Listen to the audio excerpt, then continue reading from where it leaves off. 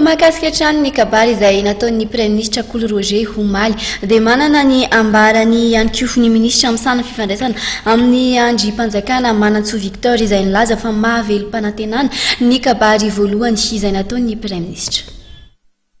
Azo lazaina hoe mahabe fanantenana satria le zavatra niteneniny teo zany a dia azo lazaina hoe ao anatin'ny zavatra tena ilaina amin'ny hoe fandraisany vahoaka malagasy manontolo anjara amin'ny fampandrosoana ny firenena.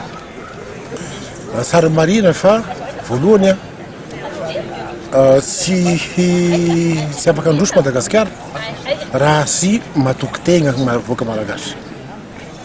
Zay fatokisa tegna zay dia mila pitarika, mila ray aman-dreny. Efa eo moa ny président de république voafidy ary voatendry ihany koa ny premier ministre zay nilaza mazava tsara fa hoe mifanaraka somasara anatanteraka ny